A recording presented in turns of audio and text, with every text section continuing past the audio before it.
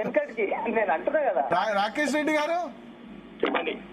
కాంగ్రెస్ సంస్కృతి బీజేపీకి వచ్చినట్టుంది. ఎవరిలో తిట్టుకోవడాలు, పోస్టర్లు వేసుకోవడాలు, దానిలో బిజీ ఉన్నారు మీరంతా. నో, ఇది కాంగ్రెస్ నాయకుల కుట్ర.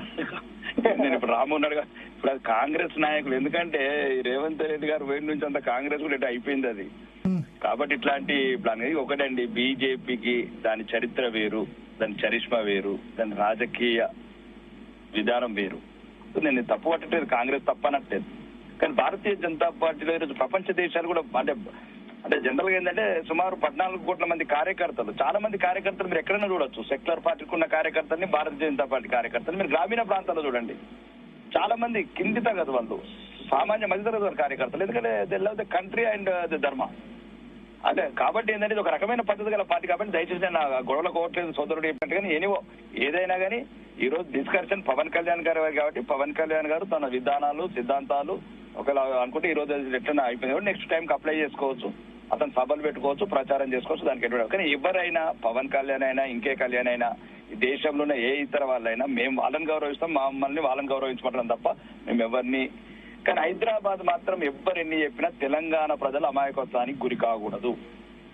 నేను ఈ మధ్యన 10 పెళ్లిళ్ళకి వెళ్తే 5 పెళ్లిళ్ళు మొత్తం రాజకీయ నాయకులే ఆంధ్ర తెలంగాణ సంబంధాలే కుదురుకుంటున్నారు.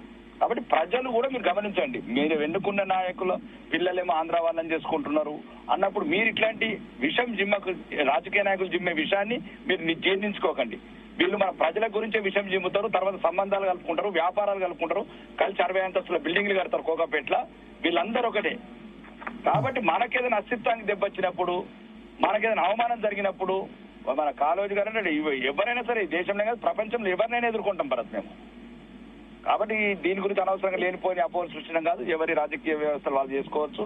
మేము ఆల్రెడీ కాంగ్రెస్ కావచ్చు, బీజేపీ కావచ్చు, నేషనల్ పార్టీసే కాబట్టి మాకు అట్లాంటి అపోహ లేదు. పవన్ కళ్యాణ్ గారు స్వాగతం. తెలంగాణకు ఇప్పుడు రాము అన్నట్టు ఇలా కొత్తగా ఏం కాదు కదా, ఆయన ఆల్రెడీ ఇంతకు ముందు కూడా పోటీ చేస్తున్నాడు, రెగ్యులర్ గా కూడా ఇంతకు ముందు కూడా పోటీ చేసిండు. పవన్ కళ్యాణ్ గారు కొత్తగా చేశారులేండి అప్పుడు మొన్న అసెంబ్లీలో. రేపు నేను అనేది ఏంటంటే అంటే రాజకీయాలు చేసుకోవచ్చు, కానీ ఎక్కడ కూడా కల్చర్ ను కానీ ప్రాంతాన్ని గౌరవించాల్సిందే. అది ఎవరైనా సంపత్ అయిపోయింది.